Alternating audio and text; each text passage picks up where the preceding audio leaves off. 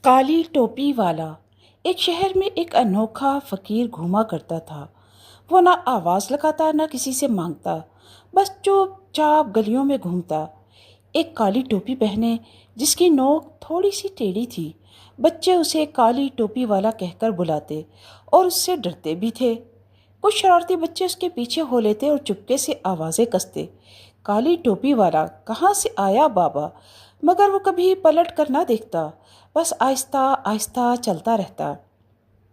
ایک دن چھوٹا بچہ جو بہت تجسس پسند تھا اپنی امی سے بولا، امی یہ کالی ٹوپی والا کون ہے؟ یہ کسی سے بات کیوں نہیں کرتا؟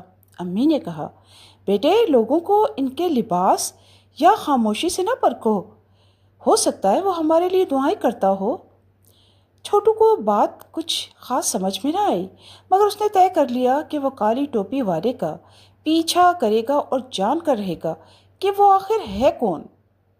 اگلی صبح چھوٹو نے اسکول سے چھٹی کی اور کالی ٹوپی والے کے پیچھے ہو لیا۔ وہ شہر کے آخری کونے میں واقع ایک پرانے اسکول میں داخل ہوا۔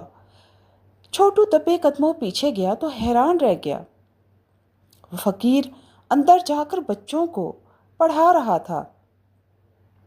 جی ہاں، کالی ٹوپی والا ایک ریٹائرڈ استاد تھا۔ وہ دن بھر جو کچھ بھی خیرات یا مدد ملتی اس سے بچوں کے لیے کتابیں، سلیٹیں اور کھانے کا بندوبست کرتا۔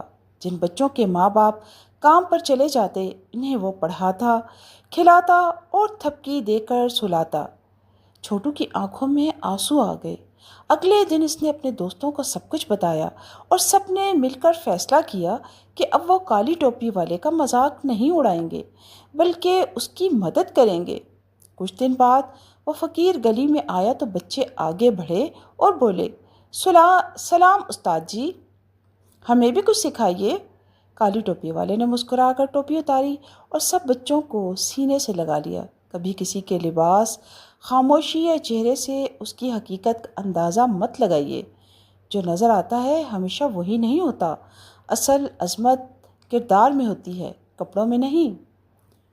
تو یقیناً ساتھیوں آپ کو یہ کہانی بہت پسند آئی ہوگی اور آپ نے اس سے کوئی نہ کوئی سبق ضرور سیکھا ہوگا۔ شکریہ۔